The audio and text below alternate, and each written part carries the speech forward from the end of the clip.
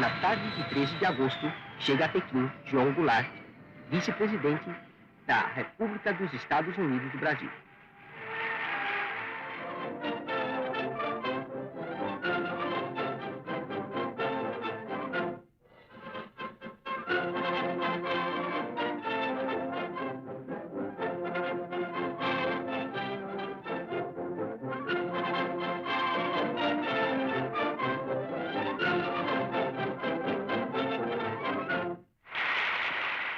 Sou portador de uma mensagem ao povo chinês, mensagem de amizade do povo brasileiro. Estou certo de estar contribuindo para a maior aproximação dos nossos povos, que podem e devem ser bons amigos.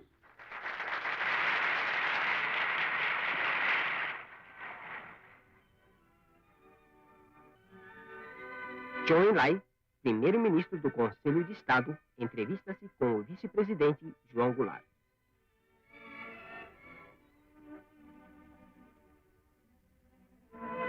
Liu Shaoxi, presidente da República Popular da China, recebe o vice-presidente João Goulart. Os hóspedes de honra visitam o Museu de História da Revolução Chinesa. Esses caracteres chineses dizem: distribuamos a terra, a golpe de machado, inauguremos um novo mundo, e a golpe de foice, cortemos o universo velho. No dia 23 de agosto, o vice-presidente João Goulart termina sua visita à China e parte de Cantão para regressar ao Brasil. Chen Shen, vice-governador da província de Quantum, e outros dirigentes da província e da cidade, assim como multidões cheias de emoção, despedem-se dos hóspedes de honra na estação ferroviária.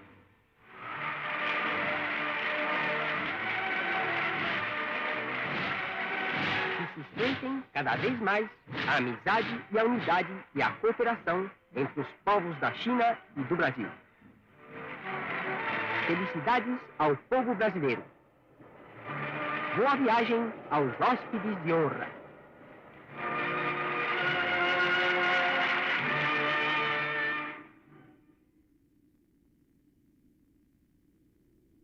Passava pouco das 6 horas da manhã quando o presidente Jânio Quadros, como de hábito, trancou-se em seu gabinete.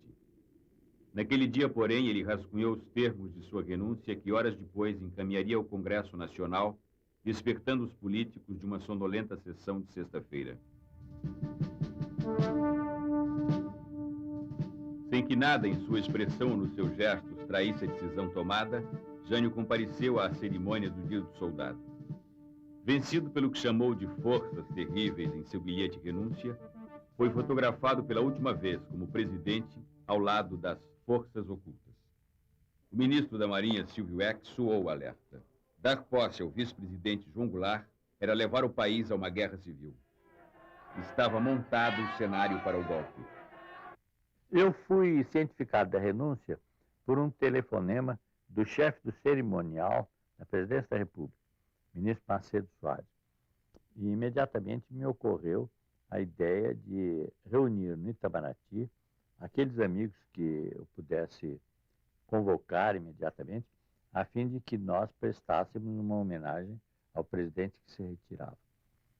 E, felizmente, essa ideia teve sucesso, porque reuniram-se no Itamaraty não apenas meus amigos pessoais, como aqueles diplomatas que estavam, então, no Rio de Janeiro.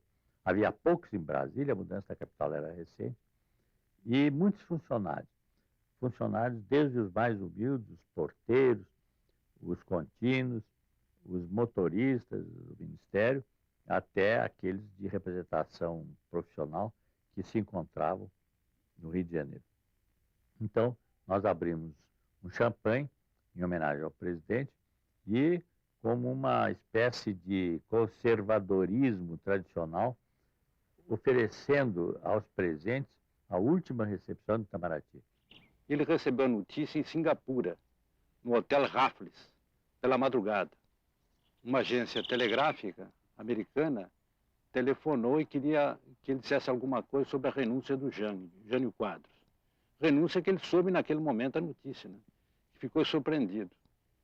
E me recordo, quer dizer, soube depois, que um dos acompanhantes, participantes dessa missão, que era o senador Barros de Carvalho, do PTB.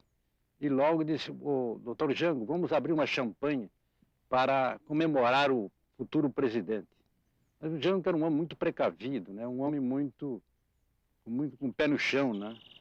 E disse: "Olha, Barros, você quer tomar champanhe, não é inconveniente, vamos mandar buscar uma champanhe no bar. Agora, não para comemorar a minha chegada à presidência, mas sim em homenagem ao imprevisível."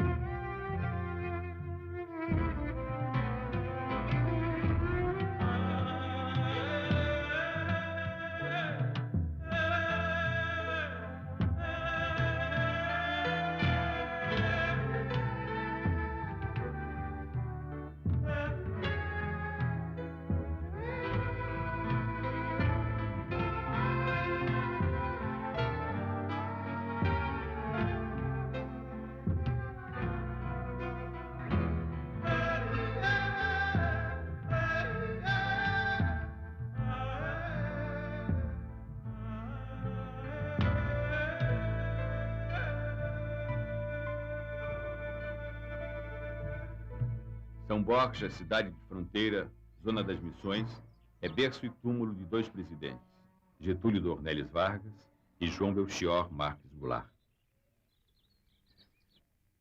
O quarto de João Goulart, na Granja São Vicente, guarda as lembranças de sua vida pública iniciada pelas mãos de Vargas.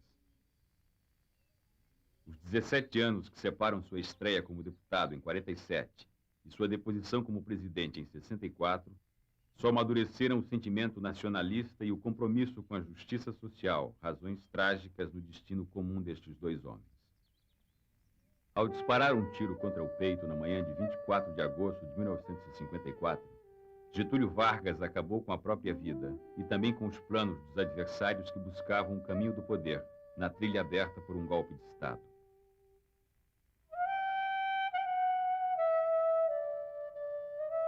Tudo mudou naquelas horas que separam o suicídio de Vargas e a deposição, exigida na véspera por um ultimato militar.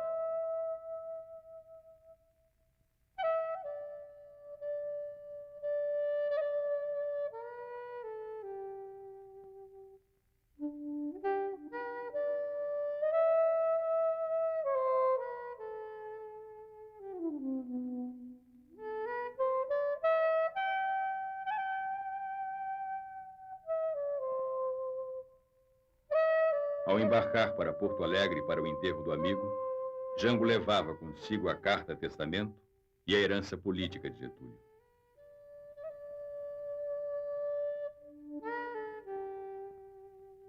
Nascido a 1º de março de 1918, Jango, 7º filho do casal Vicente e Vicentina Goulart, ricos proprietários de terras, teve uma convivência espontânea com os peões da fazenda. A juventude passada em Porto Alegre foi dividida entre a alegria da vida boêmia e os rigores da academia. No país dos bacharéis, também formou-se em direito e fez rápida escalada política. Deputado estadual em 47, federal em 50, secretário do Interior e Justiça no Rio Grande do Sul, presidente nacional do PTB.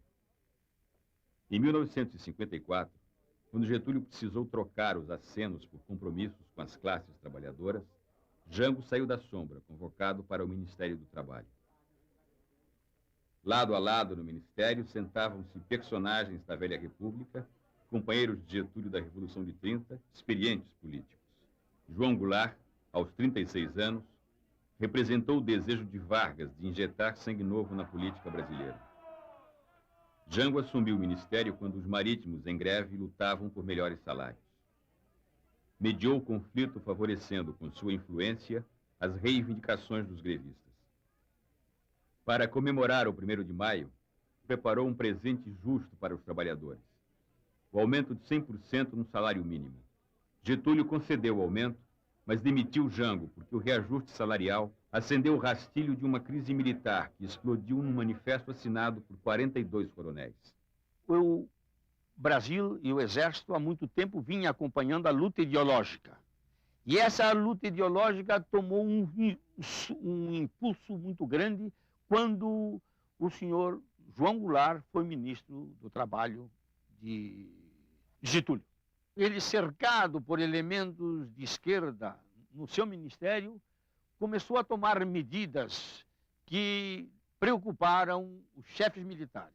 E os coronéis, acompanhando o quadro brasileiro, resolveram dar um alerta aos seus chefes militares generais e escreveram um manifesto com a finalidade de mostrar esta preocupação e o caminho que o Brasil estava seguindo para a sua esquerdização. Essa é a finalidade do manifesto. Esse manifesto foi escrito por um conjunto de militares na Escola Superior de Guerra e no Estado-Maior do Exército. O redator foi o general Golbery. O homem que mais articulou foi o então general Adhemar de Queiroz. A campanha contra Getúlio foi implacável. Gregório Fortunato, chefe da guarda pessoal do presidente, tentou calar a oposição à bala. O atentado, que feriu o jornalista Carlos Lacerda e matou o major da aeronáutica Rubens Vaz na madrugada de 5 de agosto, facilitou a conspiração contra o governo. O desfecho dramático da crise com o suicídio do presidente tirou dos conspiradores o sabor da vitória. Candidato derrotado ao Senado em 54, nas eleições de 55, Jango trouxe os votos da área trabalhista que o elegeram vice-presidente e levaram Juscelino Kubitschek à presidência da República. Antes da posse, o casamento. Em 12 de maio de 1955, Jango casou com Maria Teresa Fontela, gaúcha, também de São Borja. Na vice-presidência, foi o avalista do sorridente JK junto à classe operária. Garantindo a estabilidade necessária para a JK aplicar o seu plano de metas e acelerar a industrialização, o apoio político do PTB resguardou o salário e a liberdade do trabalhador. Aberto o caminho da pacificação, funcionam no Brasil as regras constitucionais. No exercício da presidência, assumida durante as viagens de JK, Jango somou a prática da administração à sua experiência política. A visita à União Soviética no final de 1960 fez do vice-presidente João Goulart o primeiro dirigente latino-americano a furar a barreira ideológica armada pelo Ocidente em torno de Moscou. Recebido por Alexei Kosygin e Leonid Brezhnev, altos dirigentes soviéticos, ampliou os horizontes políticos do Brasil. Rompendo o alinhamento automático com os Estados Unidos, projetou o país na vanguarda das nações não alinhadas.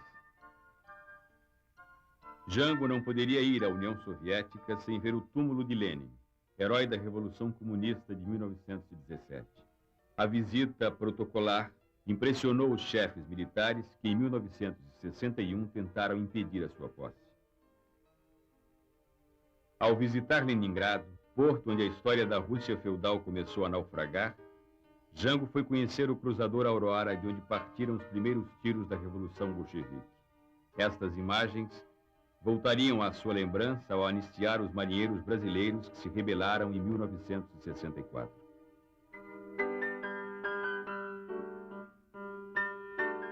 A descontração da viagem em ritmo alegre e informal fez o degelo da Guerra Fria.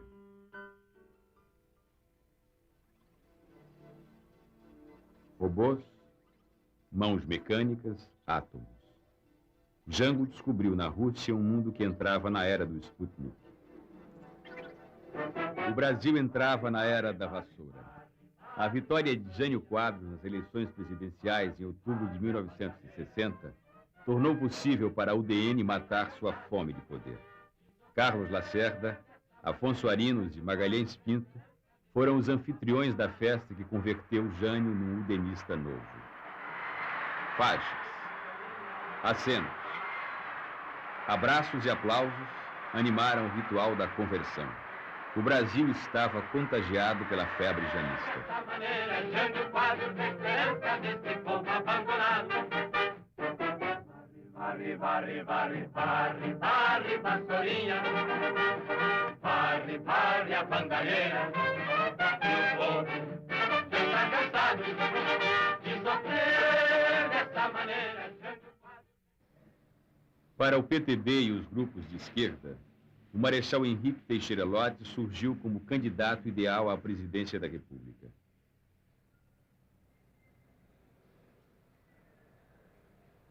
Respeitado nas Forças Armadas, conquistou a admiração civil no 11 de novembro de 1955, ao garantir, como ministro da Guerra, a posse de JK e Jango. Sua candidatura estava lançada desde 1956, quando recebeu a Espada de Ouro, em homenagem promovida por sargentos e suboficiais. Jango foi candidato à reeleição. O Brasil precisa de um braço forte. Eu vou, tu vais, vamos votar no lote. Os laços do nacionalismo militar com o trabalhismo incluíam um programa de governo com reforma agrária e voto do analfabeto. Na hora de votar, eu vou jangar, é Jango, é o Jango Goulart. Pra vice-presidente, Jorge Veiga vai jangar, é Jango, é o Jango Goulart. O PSD, para não romper a bem-sucedida aliança com o PTB, acompanhou a indicação da chapa Lotz e João Goulart. O eterno candidato Adhemar de Barros, com seu velho partido social progressista, roubava os votos populares. Antes, os de Juscelino, agora os de Lotz. O sóbrio Milton Campos foi a garantia da UDN na dobradinha com Jânio. Para desatar suas mãos, Jânio estimulou por baixo do pano a dobradinha Janjan, que no final foi vitoriosa.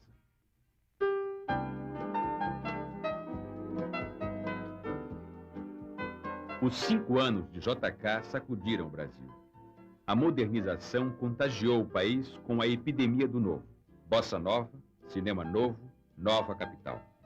Sua arquitetura arrojada tornou-se a moldura futurista de um país que exibia antigos contrastes.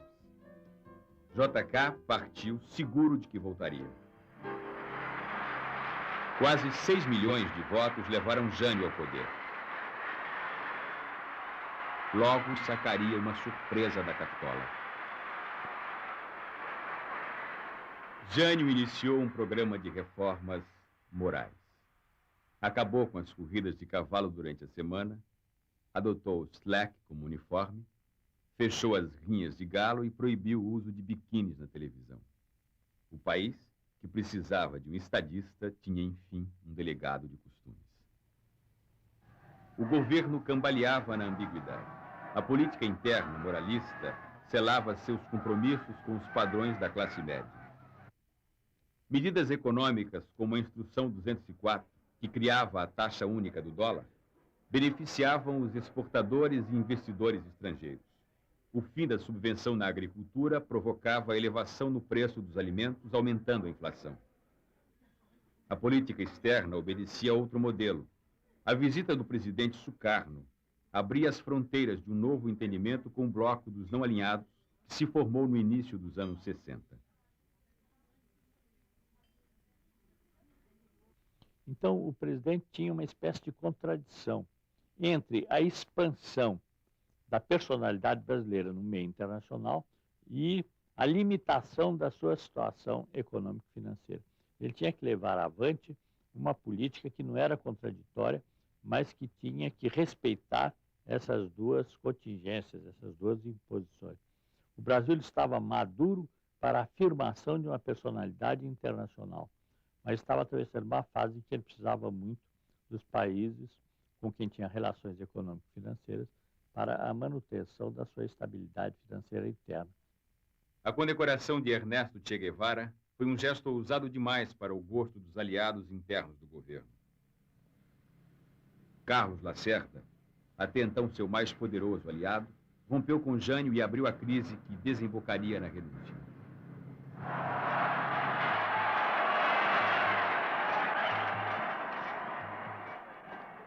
Em agosto de 1961, o aperto de mão com Mao Tse-tung fez de João Goulart novamente pioneiro, desta vez aproximando o Brasil do terceiro mundo. Jango rompeu as barreiras que separavam o Ocidente da República Popular da China. Na viagem a Pequim, ele repetiu o ritual do degelo com Moscou. Para Jango, a amizade entre os povos superava as fronteiras ideológicas.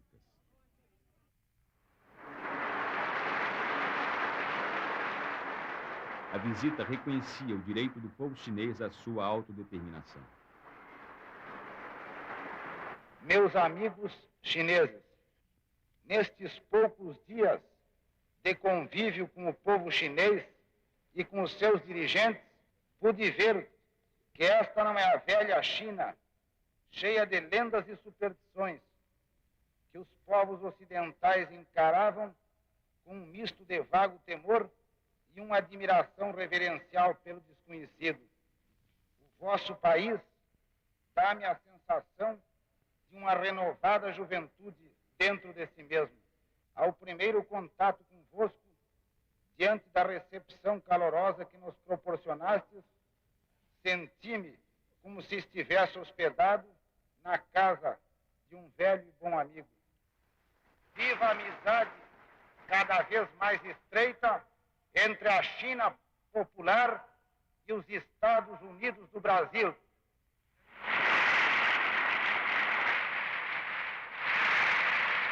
Viva a amizade dos povos asiáticos, africanos e latino-americanos.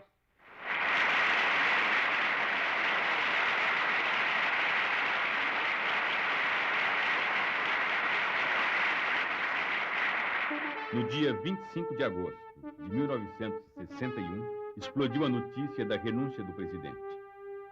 Jânio deixou Brasília e se isolou na base aérea de Cumbica, em São Paulo, onde aguardou o desfecho dos acontecimentos. Na dúvida, um dos seus homens de confiança levou junto a faixa presidencial. Com o vice-presidente no exterior, o presidente da Câmara, Ranieri Mazzilli, assumiu interinamente a chefia do governo. Os ministros militares tentaram impedir o retorno e a posse de Jânio.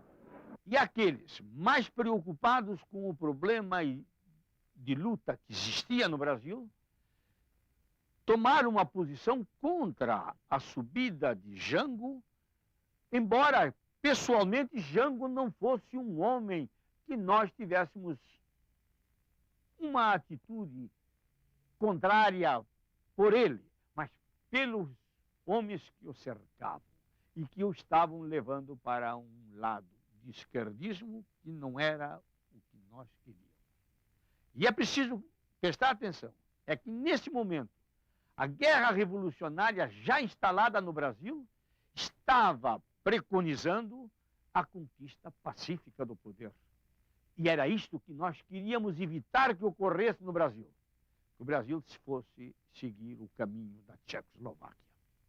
O meu primeiro gesto foi de oferecer garantias ao presidente Jânio Quadros, porque achávamos, naqueles primeiros momentos, que ele havia sido vítima de um golpe. Finalmente, eu consegui uma comunicação através do jornalista Castelo Branco com a base de Cumbica, em São Paulo. E o presidente Quadros mandou-me dizer que realmente havia renunciado. A partir daquele momento, passamos a dirigir todo o nosso protesto, reivindicando a posse do vice-presidente. Tomei todas as medidas que cabia ao Estado em matéria de mobilização, para assegurar a ordem pública.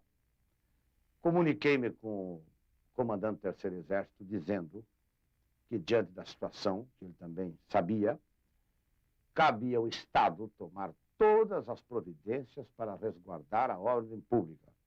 E que, de acordo com a Constituição, somente quando não pudéssemos resguardar a ordem pública, pediríamos, então, a cobertura e a colaboração das forças federais. Ele concordou e eu passei a tomar todas as providências. Mobilizamos todos o armamento disponível e nos preparamos para uma resistência. E sentimos que o Brasil inteiro fechou. Todos os demais estados submeteram-se à junta militar, com exclusão do governador Mauro Borges.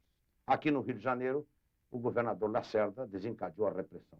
Em São Paulo também houve uma omissão por parte do governador Carvalho Pinto e desencadeou-se a repressão. O mesmo em Minas. E procurei contato com todos os generais e chefes militares que eu consegui, direta ou indiretamente. Foi, aliás, nesse momento que eu tive um diálogo muito duro com o general Costa e Silva, que comandava o 4º Exército no Recife. Eu lhe digo, em suma, que foi um movimento muito espontâneo, muito natural, que foi crescendo. Procuramos usar de todos os meios possíveis, particularmente os meios de comunicação, que foi a nossa salvação. Conseguimos informar não apenas a opinião pública do Estado e do país, quer dizer, ganhamos aquela luta essencialmente como uma batalha de opinião pública, como também conseguimos informar aos próprios militares, ao ponto que a junta militar que ocupou o governo dava ordem para uma unidade militar marchar contra o Sul, e eram os próprios oficiais que se reuniam e decidiam recusar a ordem. A UNE, sob a minha presidência, decretou uma greve nacional e houve uma grande mobilização estudantil.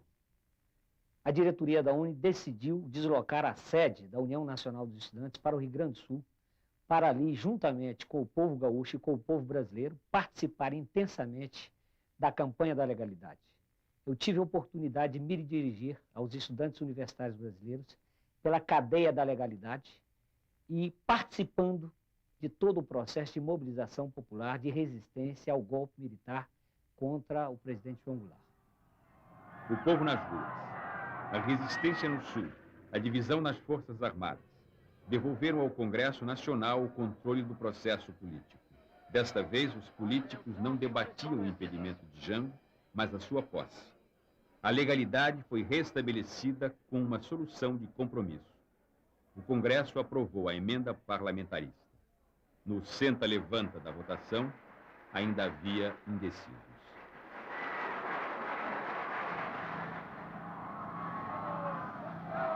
Para a viagem de volta, João Goulart exibiu habilidade e paciência. Ao saber da renúncia, retornou imediatamente ao Brasil pelo caminho mais longo. Paris, Nova York, Buenos Aires e Montevidéu. A rota do Pacífico. Da sacada do Palácio Piratini, acenou para a multidão que o aclamava.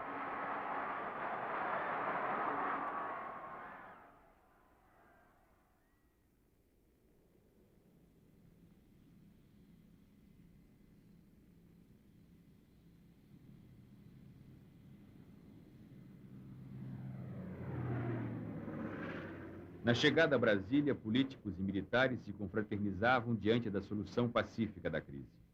Até mesmo os que haviam apostado no veto militar foram receber o novo presidente.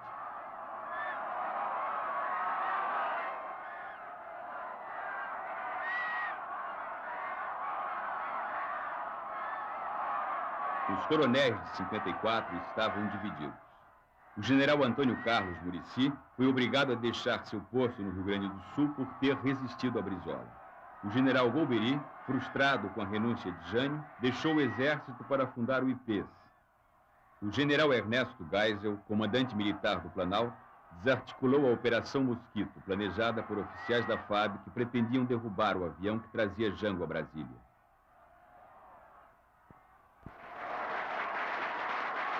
No dia 7 de setembro de 1961, Jango assumiu a presidência da República e anunciou que seu governo pretendia marcar uma nova independência do Brasil. Sabem os partidos políticos, sabem os parlamentares, sabem todos que, inclusive por temperamento, inclino-me mais a unir do que a dividir. Prefiro pacificar a acirrar ódios. Prefiro harmonizar a estimular ressentimentos. Promoveremos a paz interna, paz com dignidade, paz que resulte da segurança das nossas instituições, da garantia dos direitos democráticos, do respeito permanente à vontade do povo e à inviolabilidade da soberania nacional.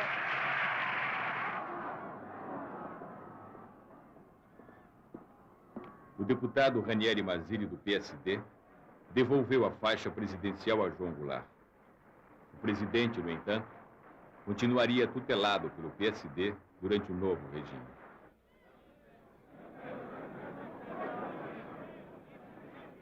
O primeiro gabinete parlamentarista teria a marca da moderação e o estilo do premier Tancredo Neves. A UDN e o Partido Democrata Cristão compunham o gabinete de conciliação. O PTB do presidente Goulart estava em minoria no ministério. A pressão popular seria o recurso para mudar a cadência das decisões ministeriais. O governo atendeu antigas demandas nacionalistas.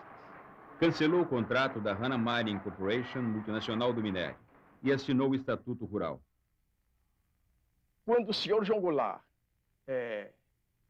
veio para a presidência da República, nós trabalhávamos no campo, organizando ligas camponesas, associações camponesas e outras associações, em defesa da reforma agrária e das reivindicações mais sentidas dos camponeses pobres do Brasil. No governo dele, nós tivemos mais liberdade, porque aprofundamos essas organizações, principalmente no setor sindical. Foi realizado o primeiro Congresso Nacional dos Trabalhadores Agrícolas de todas as categorias de camponeses pobres em Belo Horizonte. O Congresso contou com a presença também do senhor Magalhães Pinto e do senhor João Goulart e bastantes senadores e deputados federais e outras autoridades administrativa e política na vida do país. O Goulart defendia a reforma de base, reforma agrária, reforma urbana, reforma tributária. Então nós entramos nessa luta. O que queríamos é que a massa camponesa participasse do grande processo de mobilização que estava se desenvolvendo no Brasil a partir de 1960. Em maio de 1962, o governo anunciou o propósito de alterar o artigo 141 da Constituição, que determinava a indenização prévia e em dinheiro para áreas desapropriadas. Sem esta mudança, a reforma agrária se transformaria apenas num grande negócio para especuladores. A luta ideológica ocupou as ruas. A propaganda de direita fazia de Cuba o pretexto para exibir em público suas velhas fantasias. A esquerda acreditava no sucesso do modelo cubano. A mobilização política em defesa do governo de Fidel Castro estava espalhada pelo Brasil. Senhor delegado de polícia, nós estamos num país constituidamente democrático. Nós estamos num país... Senhor delegado de polícia, não há de ser nada. Não há de ser nada porque daqui... Em Pernambuco, na cidade de Caruaru, o líder comunista Davi Capistrano, que seria tragado pela violência do Estado nos anos 70, sofria a intolerância dos anos 60.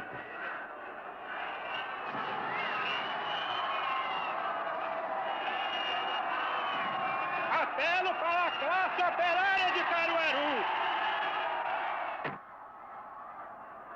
Eu convoco todos os membros do Partido Comunista em Caruaru.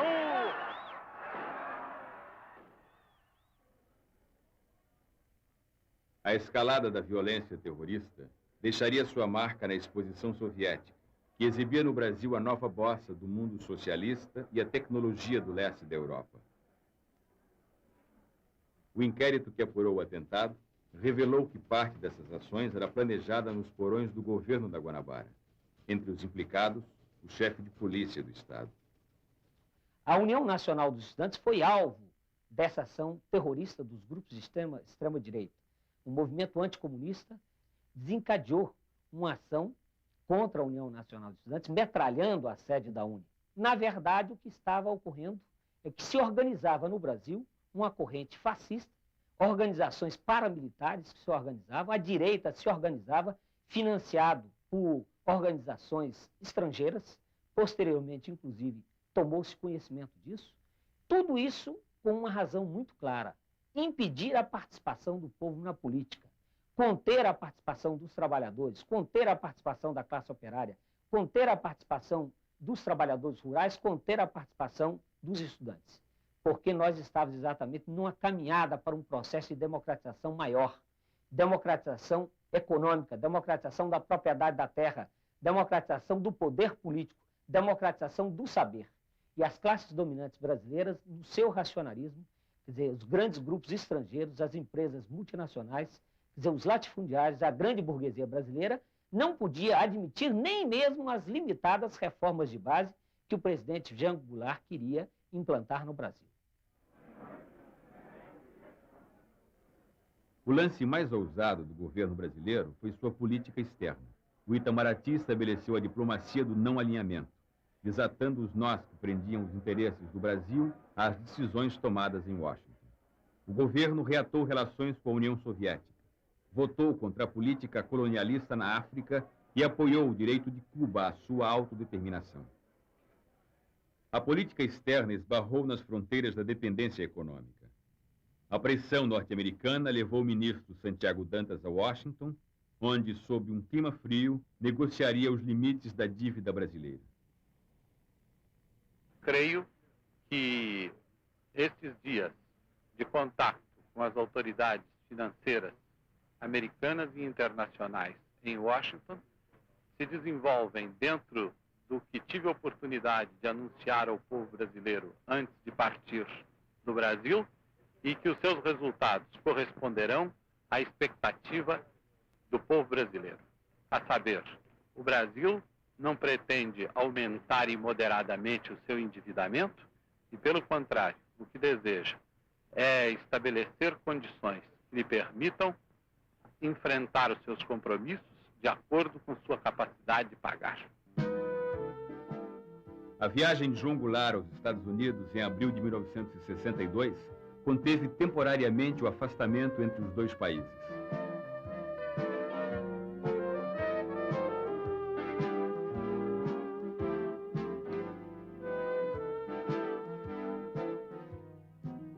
Na agenda de Jango, a prioridade era a renegociação da dívida externa. Para Kennedy, o importante era a definição das regras políticas no Brasil. A nacionalização das companhias norte-americanas e o programa de reformas soavam como sinais de comunização.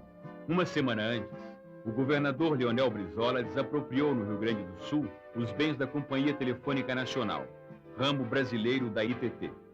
Os Estados Unidos receberam Jango com confetes, temendo que o Brasil fosse desviado da rota ocidental. Na ONU, Jango explicou pessoalmente à imprensa internacional o significado das nacionalizações. A necessidade que nós sentimos de colocar em pauta a desapropriação das companhias dentro de fórmulas de entendimento foi exatamente pelas dificuldades que elas estavam criando no momento no meu país. poderemos estimular o investimento de capital estrangeiro se dermos a esse mesmo capital uma compensação justa. Quando eu falo justa, é exatamente para expressar o pensamento do país de justiça. Ela não pode obter também lucros excessivos. Lucros que a enriqueçam muito depressa em detrimento do interesse nacional ou à custa do empobrecimento do país. Por isso desejamos encontrar um termo justo em que elas tenham uma remuneração justa, razoável pelo seu capital, que possam obter lucros, mas que, se dedicando a atividades de interesse nacional, esses lucros possam também trazer benefícios ao país. O Departamento de Estado mandou ao Brasil 2 estrelas: o pálido glamour do galã John Gavin e a fé ensaiada do padre Patrick Peyton, pároco de Hollywood, preferido por 9 entre 10 estrelas de cinema. Para mobilizar as camadas médias da sociedade, Padre Peyton organizou uma cruzada religiosa sob o lema "A família que reza unida permanece unida". O objetivo era unir católicos contra comunistas. E por ordem pessoal do Jango, eu na Secretaria de Imprensa abri todas as facilidades ao Padre Peyton, inclusive dando a ele de presente fitas de televisão para ele gravar aquela campanha dele. A oposição transferiu a capital para Washington. Os empréstimos de dólares negados ao governo brasileiro financiavam diretamente as administrações dos governadores hostis a João Goulart. A Casa Branca era a sede do governo, por onde transitavam com desembaraço Carlos Lacerda e Adhemar de Barros. Examinei o problema das favelas e o presidente ficou vivamente impressionado com os dados que eu lhe mostrei. O Rio de Janeiro, por exemplo, tem um déficit anual de 10 mil casas para as pessoas morarem e acumulou esse déficit durante 10 anos, o que significa que temos um déficit só no Rio de Janeiro de 100 mil casas. E o presidente não só ficou impressionado, como comunicou-se com o Sr. Goodman no sentido de acelerar os projetos em andamento a respeito de favelas na Guanabara. Abordamos uma meia dúzia de temas: problema do Porto de Santos, problema do Porto de São Sebastião, problema do abastecimento de águas na cidade de São Paulo. Temos águas para 2,5 milhões de habitantes. Precisamos de água para 4,5 milhões de habitantes. Quer dizer, problemas muito grandes. Novas estradas de rodagem, eletrificação das outras estradas de ferro, novas usinas hidroelétricas, enfim, uma porção de problemas que dizem respeito à economia paulista e à economia nacional. O gabinete Tancredo Neves foi dissolvido quando o premier demitiu-se para concorrer às eleições. O novo gabinete, presidido por Brochado da Rocha, sobreviveu a 2 meses de crises sucessivas. O último primeiro-ministro, Hermes Lima, foi tirado dos quadros do Partido Socialista para fechar as contas do parlamentarismo. Com o presidencialismo à vista, as eleições de 1962 ganharam maior importância. No jogo eleitoral, a direita abriu seus trunfos. Para conter o avanço da esquerda, o Instituto Brasileiro de Ação Democrática, IBAD, ponta de lança do IPES, despejou mais de 2 milhões de dólares na campanha, sustentando a propaganda de 250 candidatos à Câmara Federal e vários governadores. Vencerão as instituições democráticas no entrechoque das ambições desenfreadas, da crise ao caos. O país pode ser arrastado a uma crise inconciliável. O que estamos fazendo nós para impedir que se coloque diante do povo brasileiro a trágica opção entre soluções antidemocráticas? Nós, os intelectuais, nós, os dirigentes de empresa, nós, os homens com responsabilidade de comando, nós que acreditamos na democracia e no regime da livre iniciativa, não podemos ficar omissos enquanto a situação se agrava dia a dia. A omissão é um crime. Isolados, seremos esmagados. Somemos nossos esforços. Orientemos no sentido único a ação dos democratas para que não sejamos vítimas do totalitarismo. E é justamente para coordenar o pensamento e a ação de todos aqueles que não querem ficar de braços cruzados diante da catástrofe que nos ameaça, que é necessário criarmos um organismo novo, com uma mensagem nova para a nova realidade do Brasil de hoje. Temos uma finalidade básica: evitar que a difícil situação que o país atravessa venha a comprometer nossas instituições democráticas e tradições cristãs. O Instituto de Pesquisas e Estudos Sociais tem essas finalidades básicas. Seus objetivos são claros e definidos. A ele caberá executar um plano que leve a esses objetivos: fortalecimento das instituições democráticas, superação do subdesenvolvimento, estabilização da moeda, moralização e eficiência da estrutura governamental. Mas o IPES não pode ficar em palavras. É preciso agir. O derrame de dólares não conteve a vitória de políticos comprometidos com as reformas. A bancada da UDN diminuiu e a do PTB aumentou. O PSD manteve a maioria. O novo Congresso ganhou outras feições. Os políticos reagruparam-se em frentes. De um lado, a Frente Parlamentar Nacionalista. Do outro, a Ação Democrática Parlamentar, trincheira da reação contra as reformas. Um dos aspectos mais importantes da atuação dessa direita parlamentar, que embora na Ação Democrática Parlamentar, de ação democrática pouco ou nada tinha, foi justamente conseguir transformar a atuação legislativa num palco para conflitos. Conflitos que certamente eram baseados em reais interesses econômicos, mas que eram apresentados como batalhas ideológicas. O povo, convocado para decidir a sorte do sistema parlamentarista, devolveu a Jango os poderes que lhe foram tirados. 15 milhões de eleitores foram às urnas. Quase 10 milhões disseram não ao parlamentarismo. Restava a Jango 3 anos de governo. O presidente, em minoria no Congresso, organizou o Ministério de Conciliação, onde o PSD tinha maioria e a esquerda maior influência.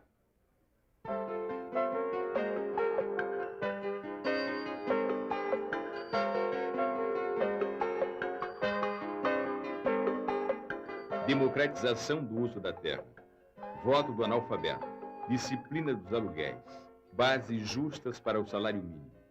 Estes pontos fixavam as regras de um programa de governo capaz de estabelecer maior harmonia social.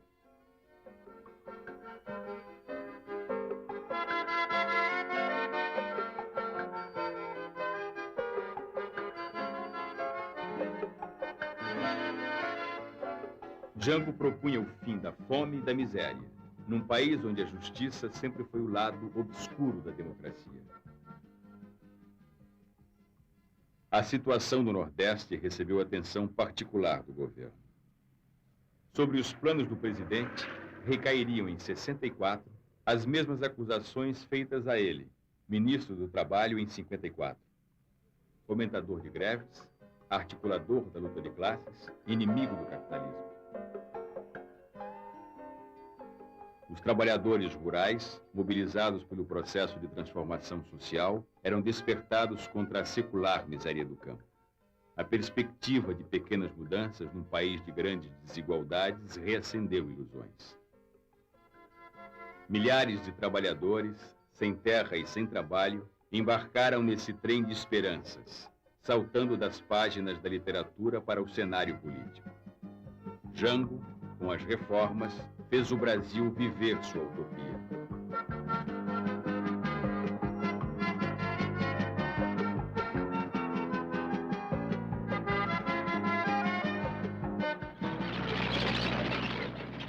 O presidente precisava do apoio dos quartéis. A tradição de intervenção militar na vida política já não tinha sabor de aventura. O improviso da década de 20 deu lugar à ideologia no final dos anos 40. A Escola Superior de Guerra, formada em 1950 nos moldes do War College norte-americano, montou seu próprio modelo político, baseado no conceito de segurança e desenvolvimento. Em desafio ao regulamento disciplinar, os sargentos elegeram 2 representantes nas eleições de outubro de 62. Inconformados com a decisão da lei que impugnou a posse dos eleitos, os sargentos, seguindo uma tradição militar, se rebelaram. Jango teve que puni-los para não deixar um rombo na disciplina que podia botar a pique o próprio governo. Sindicatos, estudantes e políticos mobilizaram-se em favor dos revoltosos. O presidente anistiou os sargentos, tomando uma decisão que tradicionalmente só beneficiava a oficiais. A atuação política dos sargentos atemorizava os chefes militares. O general Osvino Alves, homem de fé nacionalista e prestígio na tropa, fazia um esforço pessoal no comando do 1º Exército para puxar o apoio da oficialidade para o governo.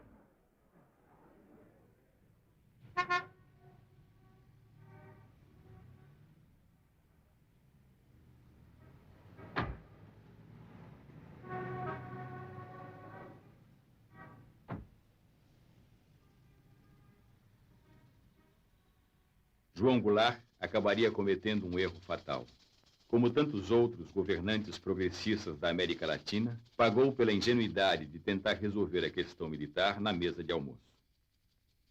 A conspiração contra Goulart já estava adiantada. Os telegramas confirmam que o próprio ministro da Guerra de Jango, general Amaury Cruel, integrava o grupo de militares que articulavam os planos para o golpe de Estado. Reunidos em palácio, eles teriam jurado mais uma vez fidelidade ao presidente e respeito à Constituição. O desejo dos chefes militares era exatamente que Jango fosse ao fim do governo. Porque nós só pretendíamos entrar numa ação armada no último caso. Nos preparávamos, sim, para ficar em condições de enfrentar qualquer ação do governo. Quando, porém, em fins de 63, tivemos notícia de que o governo estava preparando um golpe, e essa notícia foi confirmada por elementos de maior valor e confiança, nós partimos, então, para a possibilidade de partir antes do governo. A tendência das Forças Armadas é a intervenção, porque o hábito no Brasil é os conflitos sociais serem dirimidos pela intervenção das Forças Armadas. Então, são próprias forças políticas participantes desse conflito que convidam as Forças Armadas a participar. A maneira de evitar isso é a neutralidade das Forças Armadas como corporação, só possível com a divisão política e ideológica das Forças Armadas. A crise econômica, com uma inflação que ameaçava romper a barreira dos 100%, seria um dos freios dos avanços sociais. O Comando Geral dos Trabalhadores, o Grupo Compacto do PTB, Leonel Brizola e a União Nacional dos Estudantes exigiam as reformas de base como solução imediata. O plano trienal de Celso Furtado e Santiago Dantas sugeria primeiro o saneamento da economia. Esse é um ponto muito importante, porque nos põe a mão no que era a própria natureza do governo João Goulart. João Goulart não havia sido eleito presidente da República. Ele havia sido, na verdade, parte de uma coligação PSD-PTB. E quem estava em primeiro plano era o PSD, que era o partido majoritário. Ao assumir a presidência da República, ele teve que recompor essas forças. E se criou, então, diria eu, uma dicotomia, mas uma dupla orientação no governo, ou nas forças de apoio ao governo. Um grupo se empenhava em retomar completamente o controle da situação. Quer dizer, uma economia em desordem, que, como expliquei, por forte pressão inflacionária, balança de pagamentos, problemas externos e internos. E era necessário retomar o controle disso. E minha opinião, na época já, era que não se retoma o controle senão crescendo, de uma forma ordenada. Daí o plano trienal. Isso é o espírito do plano trienal. Eu dizia, se tomamos o controle da situação, pomos a economia para crescer, então é possível introduzir as reformas que são a essência mesma da política do governo. Por isso o plano trienal terminava indicando as reformas de estrutura que eram necessárias. mas elas vinham como uma decorrência de um maior controle sobre a economia e, portanto, da formação já de um consenso em torno que desse solidez ao governo. O que aconteceu foi que os distintos grupos que apoiavam o governo não se entenderam sobre isso, pelo menos sobre, não digo, essa estratégia, não se entenderam. E havia poderosos grupos que consideravam que era mais importante era lançar imediatamente a bandeira das reformas. E foi nisso que não se formou consenso. E o presidente João Goulart ficou um pouco entre os dois grupos.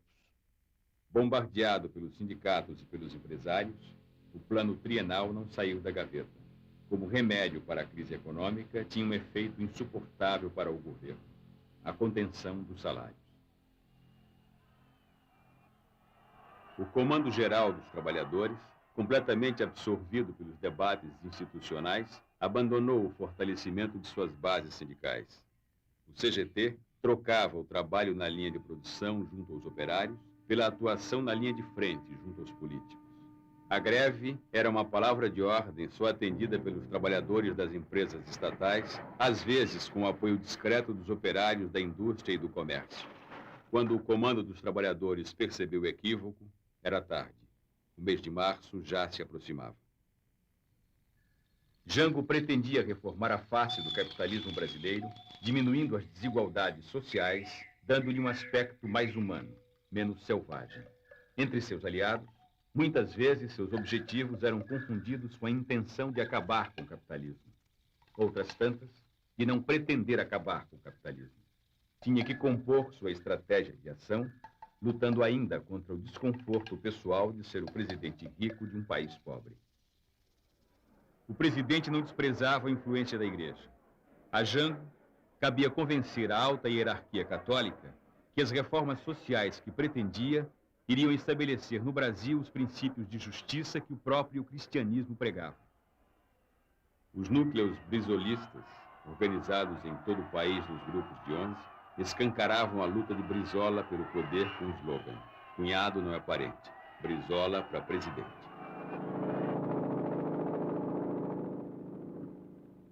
As ligações de parentesco eram um obstáculo que a Constituição impunha. A proposta de alteração na lei municiou o arsenal da propaganda contra o governo. Travestida de defensora da Constituição, a direita se fortalecia. O alarido da campanha convenceu a classe média, setores militares, igreja e empresários de que o governo queria mudar a Constituição para acabar com a democracia. Numa entrevista ao jornal Los Angeles Times, o governador Carlos Lacerda anunciou que os militares brasileiros já discutiam a data certa para depor João Goulart. Os ministros militares, indignados, pediam a punição de Lacerda.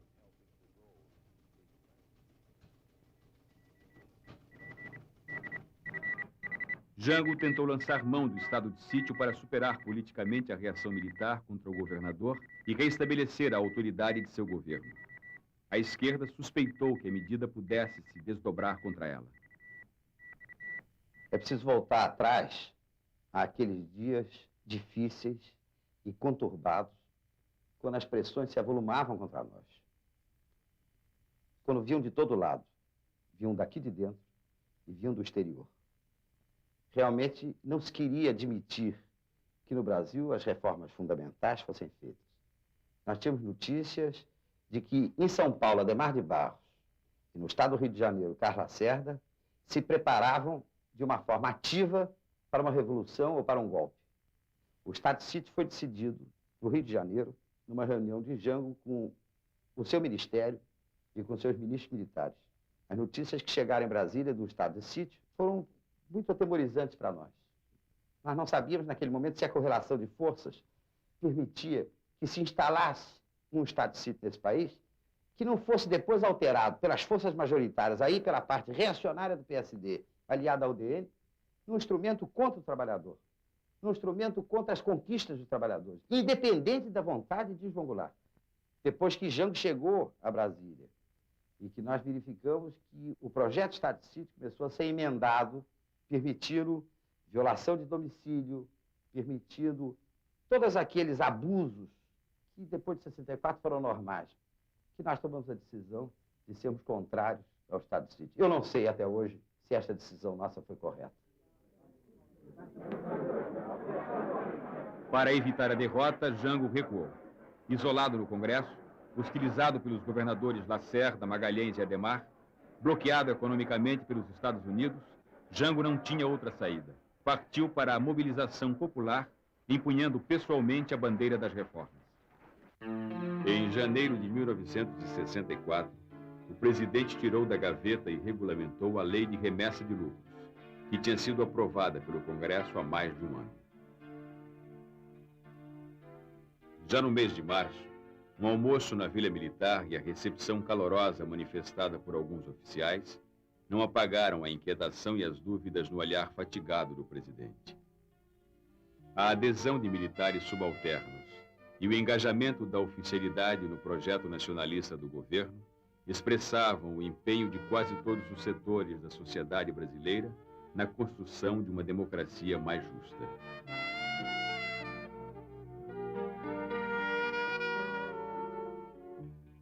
O fantasma das reformas que apavorava a classe dominante brasileira ganhou corpo no mês de março. Na sua estratégia de mobilização popular, o governo convocou um grande comício no Rio de Janeiro. O comício da Central, como ficou conhecido, foi marcado para uma sexta-feira, 13. Tudo foi cuidadosamente preparado. Dos alto-falantes à segurança, nada podia sair errado quando o presidente levasse a mensagem das reformas ao povo. Estava pronto o cenário para o último ato. O mês de março de 64 foi um mês de grandes atividades e de grandes preocupações. A subversão levada pelo governo estava em crescimento dia a dia e nós já tínhamos decidido enfrentarmos o que fosse feito pelo governo. Quando veio o comício do dia 13, nós recebemos esse comício quase como um assinte, uma bofetada no Exército, feito ao lado do quartel-general, com cartazes francamente subversivos da ordem democrática. Aquilo chocou profundamente aos militares. E dias antes do dia 13, eu tomei conhecimento, por um oficial meu subordinado, de que havia um grupo de oficiais que pretendia acabar com o movimento da maneira mais violenta possível. Eu julguei aquilo muito grave. Levei o fato ao conhecimento do general Castelo Branco no Estado-Maior do Exército e do general Costa Silva no Departamento de Produção e Obras.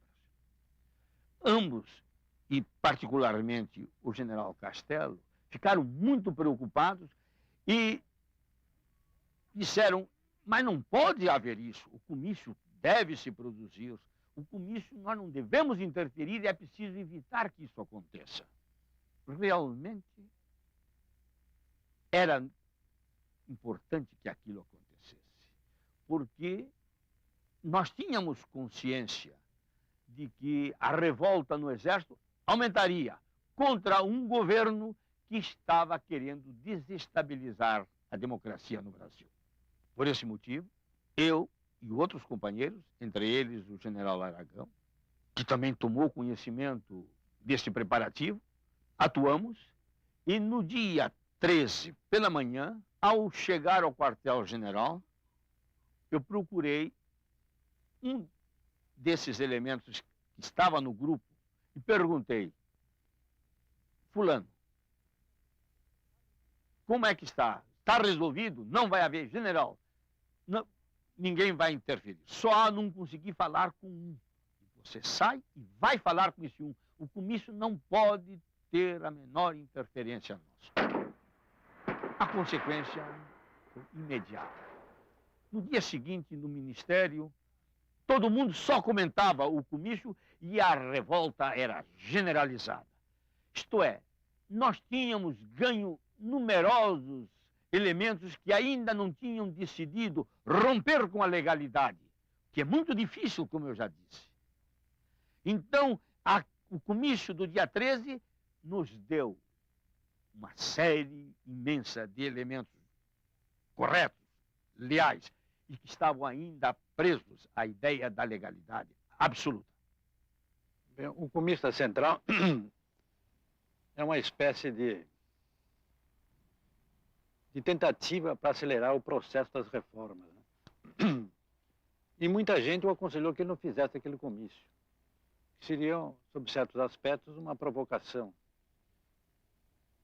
E que ele não anunciasse aquelas reformas, muitas que talvez não fossem possíveis de realizar.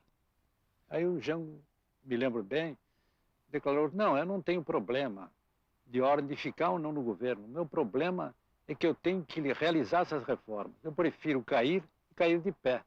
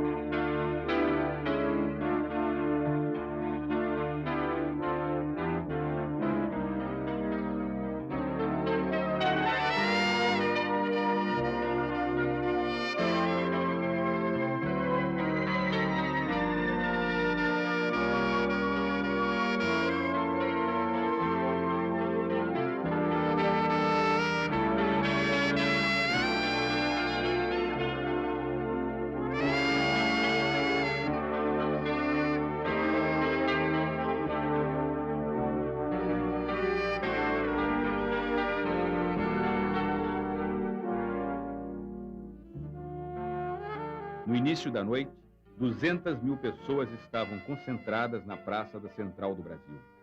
A multidão empolgou os oradores. Jango não decepcionou. Ao seu lado, sua mulher Maria Teresa era a presença que quebrava um pouco da tensão daquele ato. No mesmo palanque de madeira que Getúlio Vargas usava para suas aparições públicas, anunciou a execução de seu programa. Horas antes, ele tinha assinado os decretos desapropriando as terras improdutivas à margem das rodovias e ferrovias federais e encampando as refinarias particulares. Trabalhadores do campo já poderão então ter concretizada, embora em parte, a sua mais sentida e justa reivindicação, aquela que dará um pedaço de terra própria para ele trabalhar, um pedaço de terra para ele cultivar. Aí então, o trabalhador e a sua família sofrida, irá trabalhar para ele, porque até aqui ele trabalha para os donos da terra que ele aluga, ou para os donos da terra que ele entrega sua produção.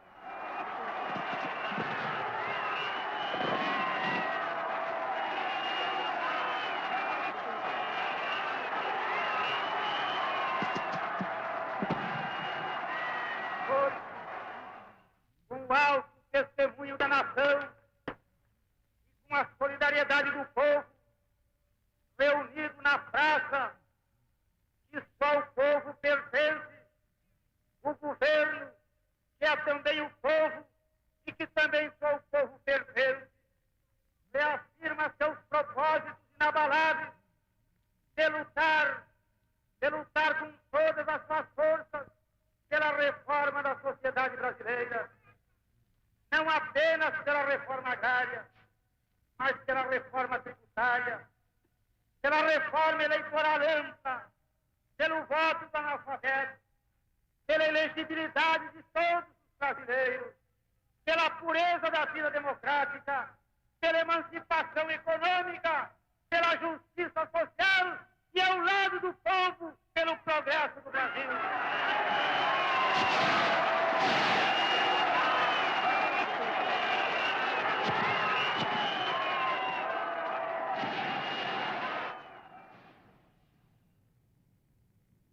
Em São Paulo, a classe dirigente também se mobilizou contra as reformas. Com o apoio do governo do Estado, da sociedade rural e dos setores da igreja, foi organizada a Marcha da Família com Deus pela Liberdade. Ex-combatentes de 32 e as 400 paulistas levavam o rosário numa das mãos e na outra cartazes com alguns de seus mandamentos. O civismo matará o comunismo. defesa da Constituição e da legalidade. Jango retirou-se com a família para São Borja na Semana Santa de março de 1964.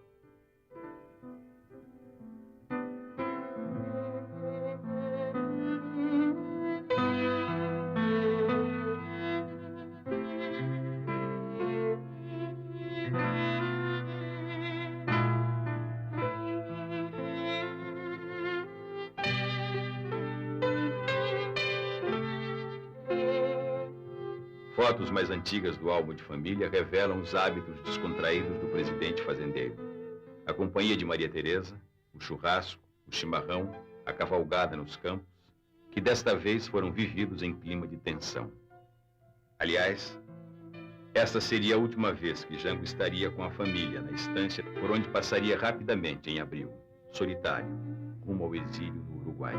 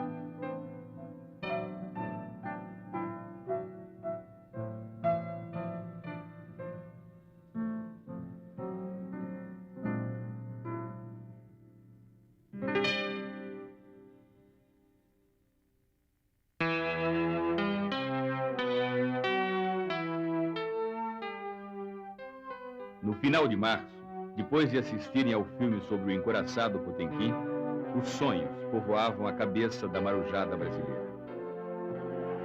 Sitiados no Sindicato dos Metalúrgicos durante a comemoração do 2º aniversário de sua associação, mantida à revelia da Marinha, centenas deles exigiam seus direitos: libertação dos companheiros presos, melhoria da alimentação e o direito de casar. Estava lá, como exemplo e testemunha, o velho João Cândido, herói sobrevivente da revolta que acabou com a chibata em 1910.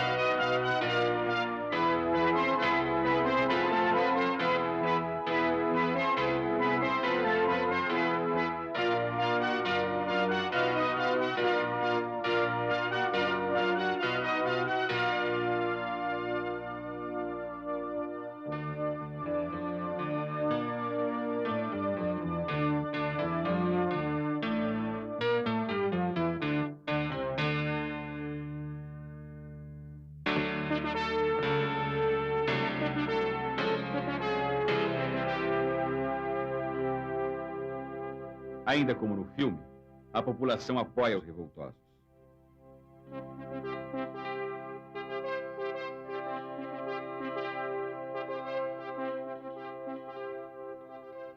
Amotinados no Clube Naval, em nome da disciplina, os oficiais exigiam a punição dos rebeldes. De volta ao Rio, Jango encontra uma solução. Os Os marinheiros são presos e, em seguida, libertados.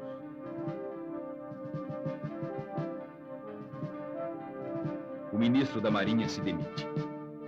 O ministro do Exército, Jair Dantas Ribeiro, deixou o posto e foi internado vítima de uma crise renal. O impacto do episódio nas Forças Armadas provocou a adesão de oficiais legalistas ao movimento que depôs o presidente. Para eles era insuportável ver a hierarquia esfacelada. Já havia rumores de um levante militar quando o presidente compareceu no dia 30 de março à sede do Automóvel Clube para ser homenageado pela Associação dos Sargentos e Suboficiais da Polícia Militar. O presidente falou energicamente que não permitiria a subversão em nome da ordem. Seu improviso de saudação aos subalternos era uma advertência tardia aos oficiais superiores.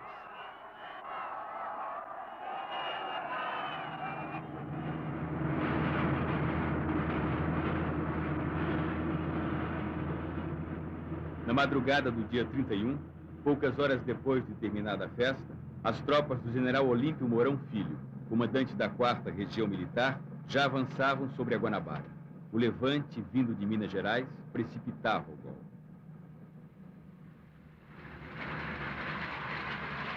Na Guanabara, tanques do exército rolavam sobre a cidade sem encontrar resistência. A classe média exorcizou seus fantasmas, incendiando o prédio da União Nacional dos Estudantes. Na tarde do dia 1º de abril, na zona sul do Rio de Janeiro, já se comemorava a vitória. O presidente João Goulart tinha deixado a Guanabara, reduto do inimigo, seguindo para Brasília. A capital também não oferecia segurança ao presidente. Jango partiu para Porto Alegre. A batalha no Congresso seria rapidamente decidida. Presidindo a tumultuada sessão de 1º de abril, o senador Auro de Moura Andrade, num solene desprezo pelo destino das instituições legais, declarou vaga a presidência da República com o chefe do governo, João Goulart, em território brasileiro. Atenção! O senhor presidente da República deixou a sede do governo. Deixou a nação acéfala.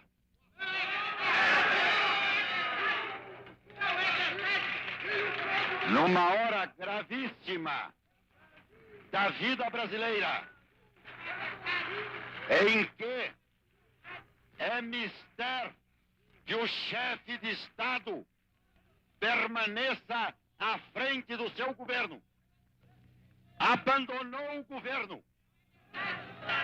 E esta comunicação faço ao Congresso Nacional. Esta cefalia configura a necessidade do Congresso Nacional como poder civil imediatamente tomar a atitude que lhe cabe nos termos da Constituição brasileira. Para o fim de restaurar nesta pátria conturbada a autoridade do governo e a existência de governo. Não podemos permitir que o Brasil fique sem governo abandonado.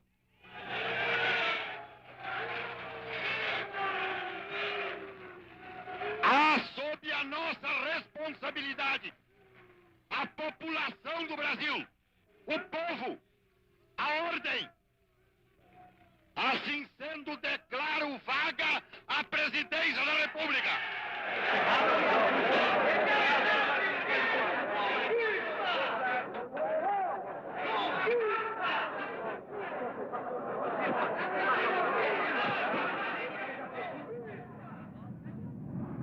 Para o Rio Grande do Sul, a derrota ainda não estava consumada. O ex-governador Leonel Brizola usava pelo rádio sua melhor arma. O povo nas ruas prometia reeditar a resistência de 61. Quando o presidente João Goulart chegou a Porto Alegre, já em plena crise, houve uma reunião na residência do comandante do Terceiro Exército, que era o general Nadário Telles. Aliás, uma grande figura humana e de chefe militar. Estava o presidente João Goulart, 8 generais e eu. E a minha proposta foi o seguinte: que o presidente se retirasse para o interior do Rio Grande do Sul, mais precisamente para a região de São Borja, e que, naquele momento, nomeasse o general Nadário ministro do Exército, e eu aceitaria a nomeação de ministro da Justiça, e que nós iríamos tratar da resistência. Pediu a palavra ao general Nadário e disse que estava inteiramente de acordo com a minha proposta. Que o Terceiro Exército possuía armamento para organizar corpos de civis que poderiam atingir a mais de 100 mil homens, além das tropas do Exército. E que considerava a situação complexa, difícil, que possuía alguns bolsões dentro do Terceiro Exército, mas que ele considerava possível defender a legalidade. A decisão final dessa reunião coube ao presidente, que decidiu que não houvesse resistência, porque considerava que seria um tributo de sangue demasiadamente grande que o povo brasileiro teria que pagar para restaurar os seus direitos. Aliás, eu comecei a preparar-me para uma eventual reação de Minas Gerais 1 ano e meio antes de março de 64, quando eu convoquei o coronel Zé Geraldo para comandar a Polícia Militar. Eu lhe dei incumbência de prepará-la para uma reação, porque eu estava certo que, com as dificuldades que eu tinha com o governo, eles acabariam querendo fazer uma intervenção em Minas, e eu reagiria. Então, eu preparei-me mais para uma reação a uma intervenção do que para depor um presidente. Magalhães tinha assumido uma responsabilidade nacional. E, nesse caso, ele achou que devia fazer, junto ao Palácio da Liberdade, um governo que tivesse também um caráter nacional. Para isso, ele convocou Milton Campos, Zé Maria de Alckmin e eu. Eu fui prevenido disso com algumas semanas de antecedência. E fui cientificado de que seria informado no dia em que fosse necessária a minha presença em Belo Horizonte. A minha função, que era de ministro sem pasta, nós três, Milton Campos, Zé Maria de Alckmin e eu, fomos nomeados secretários sem pasta. E a minha função de secretário sem pasta era a obtenção de um eventual apoio internacional para o reconhecimento da nossa condição de beligerância, caso as condições efetivas do movimento que se preparava chegassem até esse ponto. O reconhecimento de beligerância, como você sabe bem, importa no fornecimento de elementos capazes de auxiliar o movimento político que está em andamento. Não foi necessário. E nós sabíamos, confiávamos na vitória. E houve uma reunião mesmo nossa em que antes estávamos todos imaginando o tempo que duraria. A previsão era de durar uns 6 meses de luta, no mínimo. Eu era considerado um homem optimista. Achava que em 1 mês se acabava. O único que acertou foi o Golbery, que disse: cai como castelo de cartas. Apesar da surpresa, apesar do desgaste que já vinha sofrendo o governo, se o presidente João Goulart decidisse resistir, decidisse contra-atacar, ele dispunha ainda de tropas, ele dispunha de elementos aqui no Rio para, inclusive, ocupar o Palácio Guanabara, onde estava o Lacerda conspirando, ele talvez tivesse ganho aquela parada, ou pelo menos estabelecido uma luta mais prolongada. Mas ele resolveu não resistir. Foi uma decisão, a meu ver, até acertada, porque evitou derramamento de sangue. E hoje, depois dessas informações liberadas lá do americano, a gente está vendo o envolvimento que, inclusive, tinha o governo americano no golpe militar que estava se processando no Brasil. A história de que os Estados Unidos tinham mandado navios no Brasil era uma coisa velha. Ela já tinha sido, inclusive, mencionada uma vez num programa de auditório da TV americana chamado Firing Line, que é do William Buckley. Ele estava entrevistando, na época, no começo da década de 70, o ex-governador, já na época, Carlos Lacerda, quando do auditório se levantou alguém e disse: olha, isso aí não é verdade, eu estava no Caribe, na época, embarcado, fazendo serviço militar, e o navio em que eu estava foi desviado para a costa brasileira na época da Revolução. Havia histórias assim. E havia também a conversa de que talvez os Estados Unidos tivessem mandado realmente navios para a costa brasileira, mas eram só petroleiros. O que se descobre na Operação Brother Sun é que ela, em conjunto, era uma coisa muito maior. Quer dizer, ela, de verdade, incluía os 4 petroleiros. Os 4 petroleiros vinham abastecidos para garantir o suprimento de combustível da Revolução, se o movimento tivesse que durar, encontrasse muita resistência e tivesse se prolongado por mais de um mês. Havia 136 mil barris de gasolina comum, querosene para aviação, havia tudo isso. Também houve a movimentação de navios de guerra, que eram, se não me engano, 6 destroyers. Um porta-aviões foi mandado para a costa brasileira, navio especializado em transporte de helicópteros, 24 aviões de combate e transporte. Houve um embarque muito grande de munição, que não chegou sequer a ser trazido para o Brasil, mas foi embarcado nos Estados Unidos. Esses navios, de vários pontos do Atlântico, começam a convergir para a costa brasileira. Pouco antes da madrugada do dia 2 de abril, toda a operação é desmobilizada quando chega o aviso de que os militares já tinham tomado o poder. Essa era a Operação Brother Sun. No dia 2 de abril, com os gaúchos desmobilizados, Jango partiu para São Borja e, em seguida, para o exílio no Uruguai.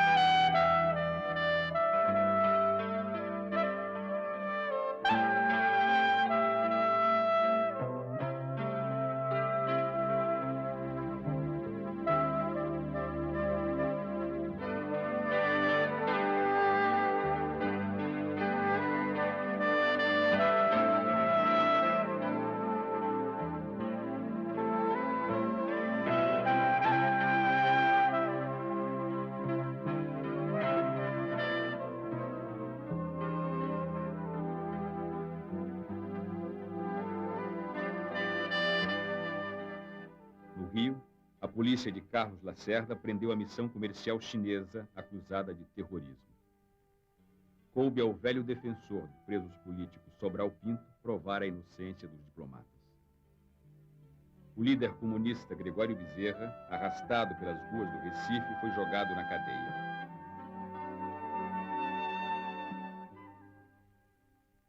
Entre os prisioneiros, um traidor.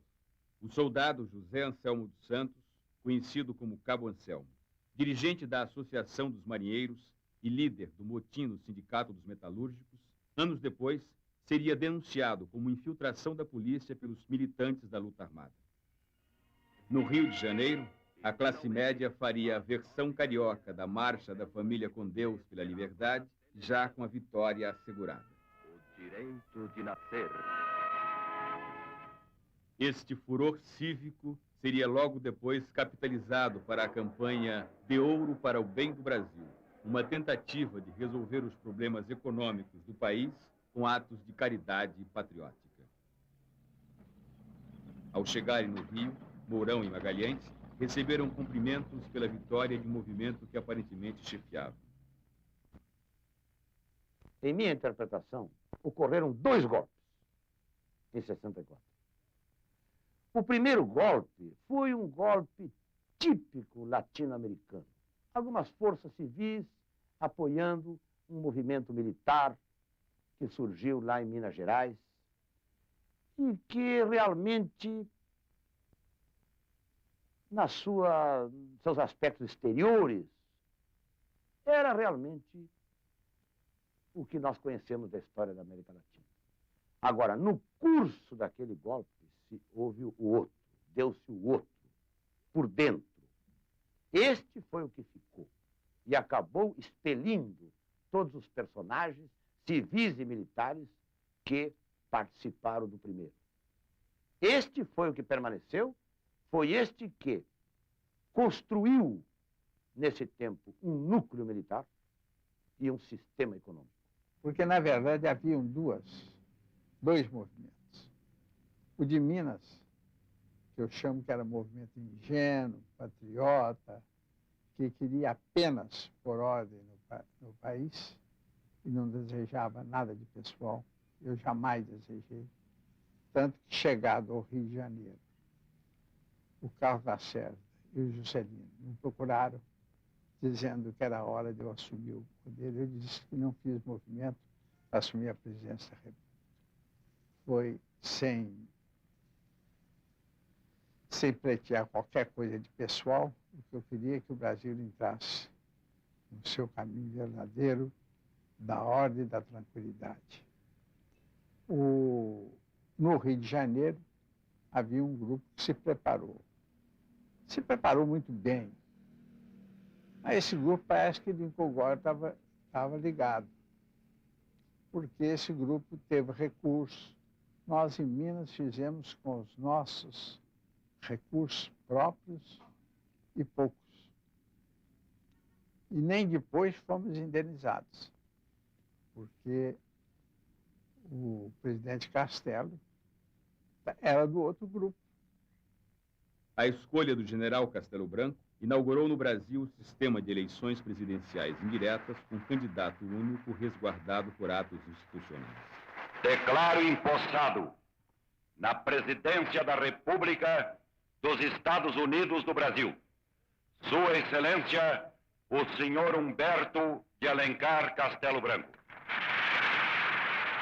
Defenderei e cumprirei com honra e lealdade à Constituição do Brasil.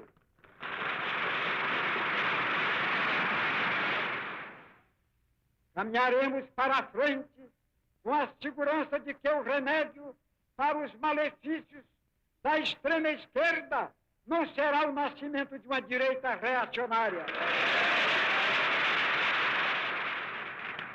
Meu procedimento será o de um chefe de Estado sem tergiversações, no processo para a eleição do brasileiro, a quem entregarei o cargo a 31 de janeiro de 1966.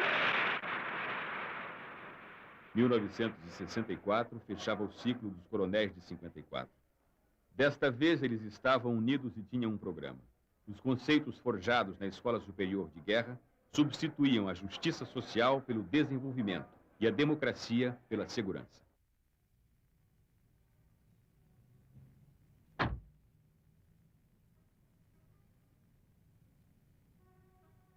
O Ministério Castelo Branco tinha políticos udenistas e tecnocratas agora a serviço da nova ordem.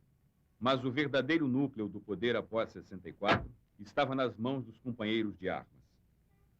O general Costa e Silva no Ministério da Guerra, o general Ernesto Geisel na chefia da Casa Militar e o general Goberido Couto e Silva, que com as fichas do IPES montou o Serviço Nacional de Informações. O governo Castelo Branco recompôs antigas alianças. Revogando a lei de remessa de lucros, reestabeleceu a crença dos Estados Unidos na democracia brasileira. Anulando o decreto de desapropriação de terras improdutivas, tranquilizou os grandes proprietários rurais. Com as novas diretrizes econômicas, o Fundo Monetário Internacional veio em socorro do aliado. O controle rigoroso dos salários financiaria o desenvolvimento e o combate à inflação. Depois de mandar para a prisão ou para o exílio as principais lideranças de esquerda e do movimento sindical, os militares desfaziam as ambições de seus aliados civis. Ademar de Barros, governador de São Paulo, se apegou a Castelo Branco mas foi demitido e cassado, acusado de corrupção. O sonho de Lacerda chegar à presidência acabou quando o Marechal Castelo Branco prorrogou seu próprio mandato, cancelando as eleições presidenciais de 1965.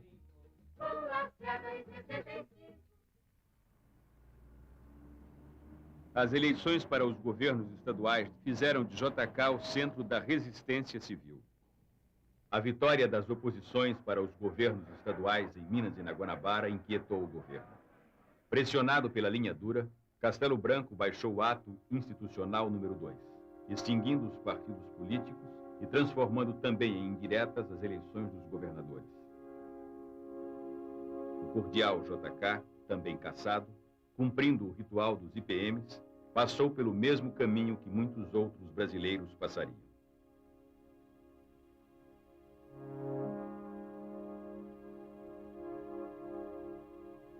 O fazendeiro Jango, exilado no Uruguai, vivia a angústia e as incertezas da espera. A volta, tão desejada, não tinha data marcada. A amargura daqueles dias tirava até mesmo dos aniversários dos filhos o sabor da festa. O desejo de ver o Brasil redemocratizado fez Jango, no exílio, aliar-se a Carlos Lacerda e a JK para formar a Frente Ampla, que logo foi proibida. Diminuía gradativamente o espaço para os movimentos de oposição. Lacerda seria o nome mais ilustre a figurar na próxima lista de cassações.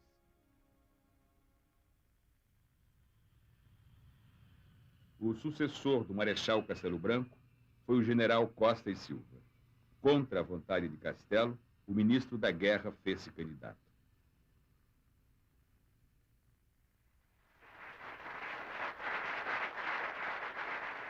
No Congresso, sob aplausos da Arena e o silêncio do MDB, Costa e Silva tomou posse. O novo presidente prestou juramento com uma nova Constituição, editada em 1967, que tinha desfigurado os princípios liberais da até então intocável Carta de 1946.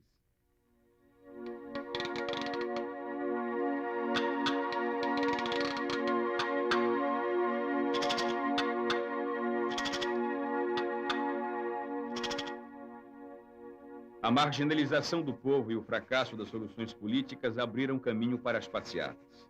Os movimentos de protesto promovidos por estudantes, intelectuais e profissionais liberais, violentamente reprimidos, levaram à radicalização. A derrota do populismo provocou desencanto com as fórmulas políticas tradicionais e lançou uma nova palavra de ordem: a luta armada. Da zona das Caraíbas à Cordilheira do Sul, espalhou-se a vaga revolucionária dos anos 60. Os Tupamaros no Uruguai, Douglas Bravo na Venezuela e o padre Camilo Torres na Colômbia iniciavam a ofensiva guerrilheira. Os Rangers, treinados pelos Estados Unidos, iniciaram a grande caçada contra Ernesto Che Guevara. A sombra desafiadora de Che desapareceria em 8 de outubro de 1967. A morte do comandante das guerrilhas, tantas vezes anunciada, seria reconhecida por Fidel Castro em Havana. También una fotografía oscura. Es esta fotografía. Podía estar seguro, siquiera, de que adoptara un mínimo de medidas de cuidado. Muchas veces iba adelante en alguna patrulla de exploración.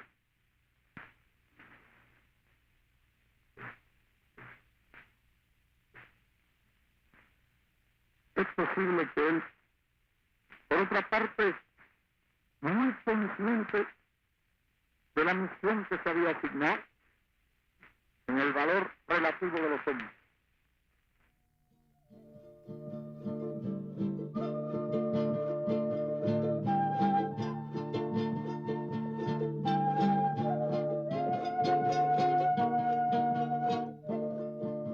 No coração da América, na província de La Higuera, na Bolívia, um helicóptero trazia amarrado o corpo de Guevara.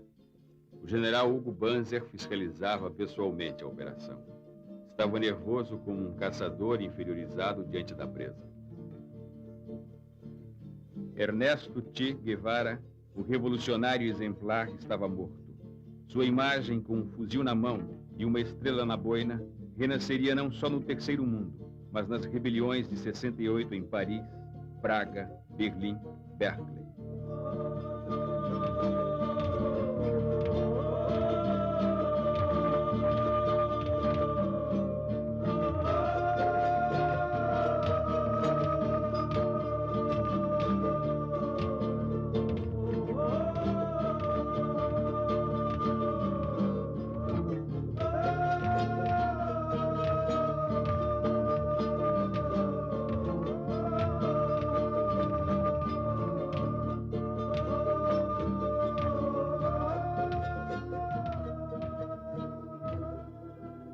O menino Edson Luiz, assassinado a tiros no Rio de Janeiro, seria a primeira vítima dos choques entre a polícia e os estudantes.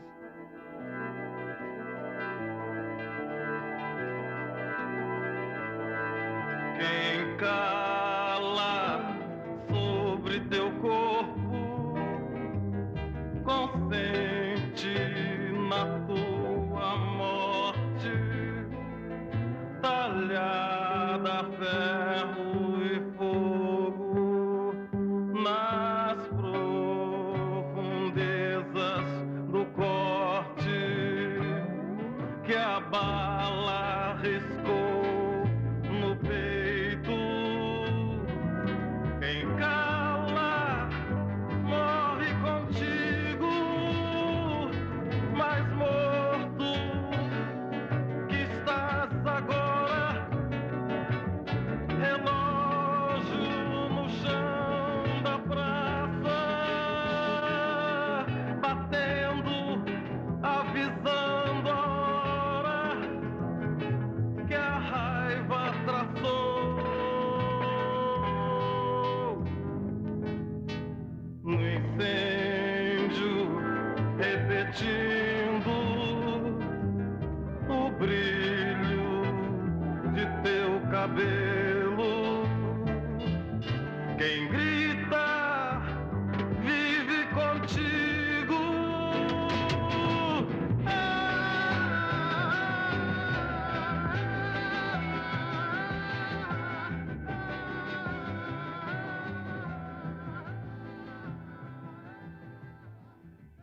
Sua morte motivou os grandes movimentos de protesto nas ruas. Claro, ficou decidido na Assembleia dos Intelectuais que eles comparecerão em massa à passeata. Eu estarei lá, espero que vocês também compareçam. Você, Tony? Devemos comparecer todos. Eu vou como mulher, como atriz, como mãe, como cidadã.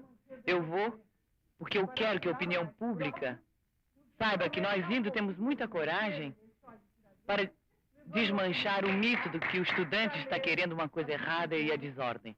Eles são a nossa esperança e nós estamos de braços abertos para aceitar todas as suas reivindicações. Eu me sinto orgulhosa de meus filhos participarem disso. Estarei na rua, tenho 2 filhos universitários. Eu prefiro que meus filhos estejam na rua a estarem fumando maconha, em roda de iê fumando maconha.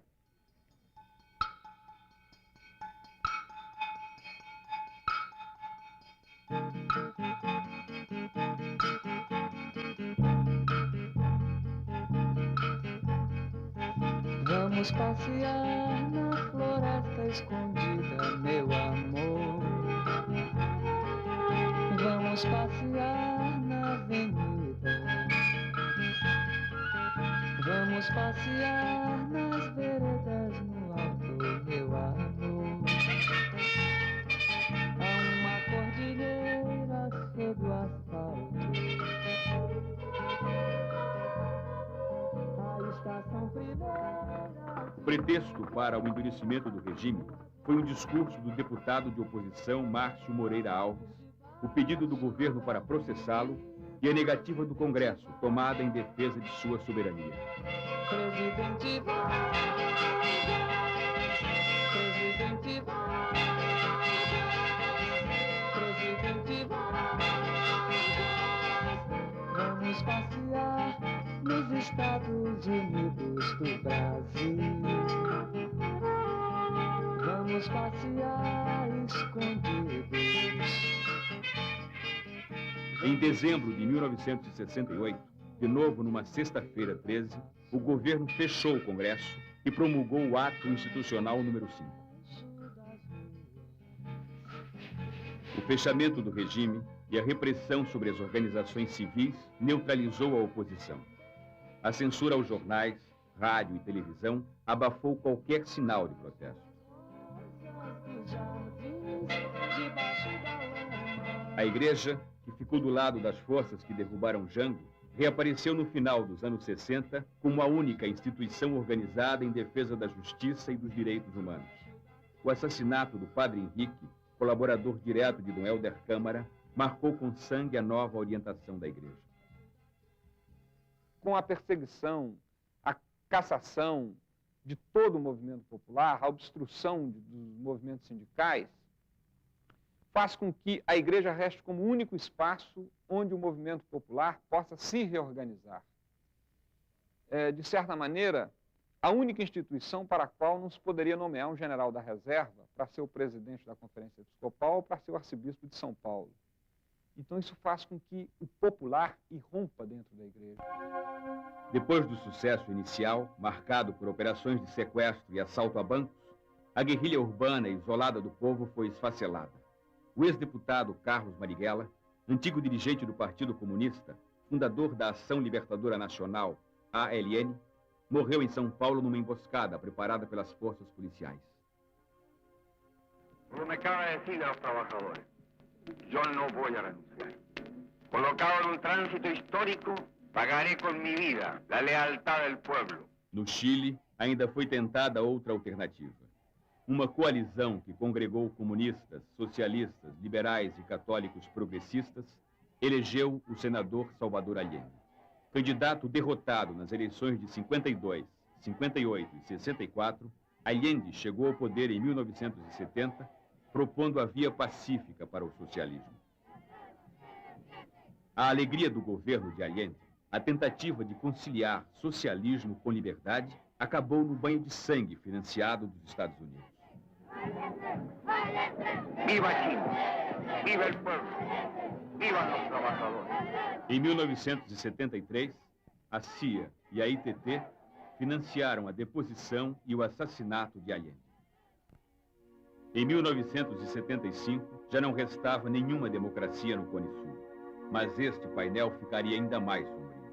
Organizações policiais e paramilitares montaram a Operação Condor, com o objetivo de impedir qualquer ação política de oposição no continente. Em Washington, uma bomba acabou com a vida de Orlando Letelier, ex-ministro de Allende. Em Buenos Aires, foi sequestrado e morto o senador Michelini do Uruguai. O general Juan José Torres, presidente da Bolívia, e o general Carlos Prates, ex-comandante em chefe do exército chileno, foram assassinados por explosões de bombas. O presidente João Goulart sabia que seu nome constava nesta lista de políticos condenados. O maior sonho dele, a maior vontade que ele tinha era de voltar ao Brasil. Eu acho que, no fundo, ele não aguentava mais essa instabilidade de ficar percorrendo países da América Latina e, mais tarde, até pensar em se radicar na Europa. Porque a vontade que ele tinha, a esperança que ele tinha, era de poder voltar ao Brasil. O sonho de retorno terminou no dia 6 de dezembro de 1976. Na sua fazenda, em Mercedes, na Argentina, ao lado de Maria Teresa, morreu de um ataque cardíaco.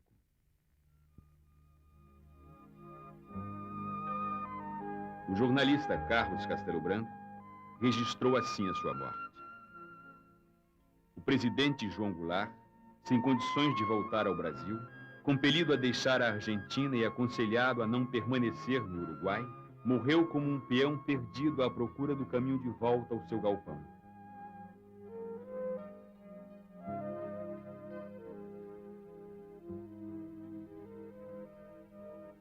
Seu desejo de voltar era muito forte. Na fração de tempo que separa a vida da morte, voltaram as imagens da juventude em São Borja, da sua posse em Brasília, do 13 de março na Central, do enterro de Vargas. Do carinho do povo e do seu papel na luta pela construção de uma sociedade mais justa que lhe valeu o destino de ser o único presidente brasileiro a morrer no exílio.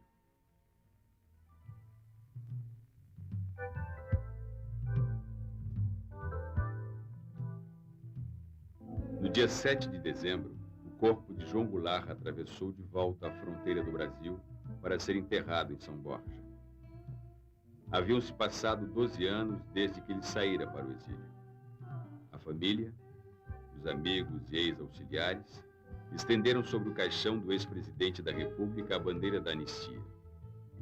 O silêncio foi a versão oficial do governo.